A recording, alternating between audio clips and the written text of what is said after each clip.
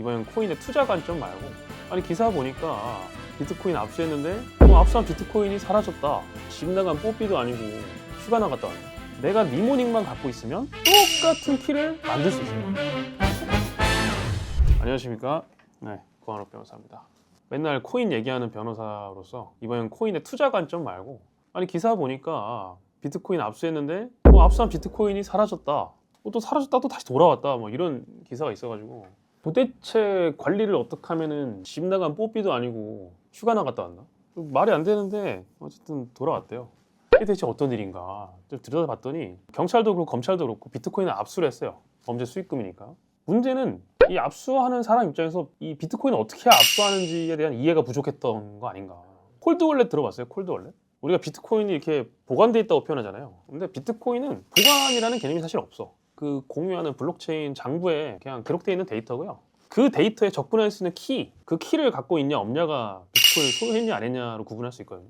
그래서 막 그 코인 유튜버들이 그런 얘기 해요. 거래소에 있는 비트코인은 네 비트코인이 아니야. 그거를 법적으로 쭉 해석하면 진정한 코인 소유권은, 그러니까 그 블록체인 장부에 기록되어 있는 비트코인을 이전할 수 있고 출금할 수 있는 그 권한, 그것에 대한 프라이빗 키를 갖고 있는 사람이 진정한 소유자다. 거래소에 넣어놓으면 어찌 보면 거래소한테 채권을 갖고 있는 거예요. 그럼 코인 반환 청구권을 갖고 있는 거죠. 일종의 채권으로. 그래서 거래소가 파산하면은 비트코인을 돌려주는 게 아니라 그냥 파산해버려요. 모든 거래소 파산할 때마다 그게 다툼이 났었거든요. 대부분 실제 예치된 양이 고객들의 총 비트코인 소유량보다 적죠. 그러니까 못 돌려주는 거죠. 파산했을 때. 제가 이 얘기를 왜 하냐면은 범행에 사용된 코인들은 대부분 거래소에 없어요.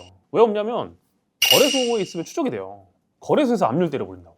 그럼 내가 범죄자야. 내가 도박 사이트 운영해가지고 요즘엔 도박 사이트 다 테더로 받거든요. 테더 쫙 벌어가지고 비트코인 안 털리겠습니까? 다 털려요. 하루아침에 거지 되는 거야. 범죄자 입장에서는. 그러니까 그런 것들은 전부 다 하드월렛에 옮겨가지고 그 하드월렛을 들고 다니는 거예요. 그 하드월렛은 뭐냐? 가상자산 지갑이 있다. 그럼 그 지갑에 대한 비밀번호, 액세스 아이디 이거 있으면 들어가서 치고 내가 거기에 대한 점유이전을 할 수 있는 권한을 발휘하는 건데, 그 키를 갖다가 아예 물리화시킨 거예요. 하드월렛이 없으면 접속 자체가 불가능하게 하는 거. 이게 하드월렛의 개념이거든요. 그래서 이제 경찰 입장에서는 야 이거 콜드월렛 압수해 그러면 비트코인 압수했다 생각하는 거야. 근데 비트코인은 그 안에 있는 게 아니에요. 그 유수비 안에 장부에 기록된 데이터로 있는 거지. 그럼 제일 중요한 게 이번에 털린 이유는 뭐냐? 니모닉이라는 것 때문에. 니모닉은 이 하드월렛 키를 갖다가 잃어버렸어요. 예를 들어서 유저가. 그러면 내가 니모닉만 갖고 있으면 똑같은 키를 만들 수 있어요. 그럼 사실 경찰 입장에서는 뭘 했어야 되냐면은 하드월렛 압수는 당연한 거고 니모닉 데이터도 압수를 했었어야 돼. 근데 그렇게 못한 거죠. 그 솔직히 말해서 니모닉이 암기를 못할 만한 것도 아니에요. 단어 나열이기 때문에. 통상에 12개에서 24개의 영어 단어인데 그거 외워서 머릿속에 넣어놓으면 하드월렛 아무리 압수해도 범죄자가 그걸 머릿속에 넣고 있으면 못 가져가요. 만약에 범죄자가 끝까지 니모닉 제공 안 하고 덤벼버리면 당장에 인신이 구속되어 있는 동안에는 그게 출금이 안 되겠지만 출소하면은 그거 출금할 수 있거든요.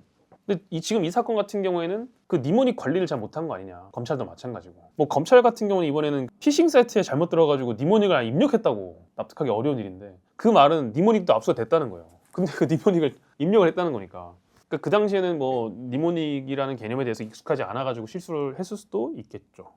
어쨌든 코인에 대한 그 압수물 유출은 심각하고 비난하지 않을 수 없는 관리 부실이다. 그러니까 또 의혹을 제기하는 거예요. 내부자가 이거 빼돌린 거 아니냐고. 근데 저는 그렇게 생각하고 싶지는 않습니다. 정말 나라를 위해서 헌신하는 분들인데 그렇게 했을 거라 생각하지는 않고.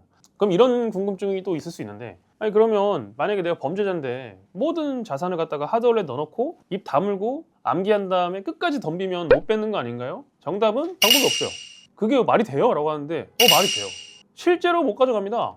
근데 그런 사례는 드물죠. 왜냐면은 그게 압수됐다는 얘기는 그 사람이 뭔가 잘못해서 구속이 됐거나 그런 상황일 거거든요. 그럼 그걸 끝까지 만약에 밝히지 않으면 굉장히 중형이 나오기 때문에 그럴 가능성은 지금까지는 높지는 않았다. 하지만 이론적으로는 충분히 가능하다. 대신 그렇게 된 비트코인들은 환전이 되게 어렵죠. 무조건 거래소가 아니라 피어투피어로 거래해야 되기 때문에 대단히 할인된 가격으로 거래가 될 겁니다. 다 추적이 되기 때문에. 오늘은 그 유출된 압수 비트코인에 대해서 얘기를 해봤는데 어떻게 생각하시나요? 누가 유출했을까요? 아니면은 해킹범이 털어갔을까요? 피의자가 가져갔을까요? 제 생각에는 피의자가 가져가지 않았을까라는 게 가장 타당한 추측이라 생각합니다. 그래도 이런 압수의 그 현실적인 한계가 있지만 좀 더 관리를 잘해가지고 앞으로는 이런 피해가 없었으면 좋겠습니다. 구한옥 변호사였습니다.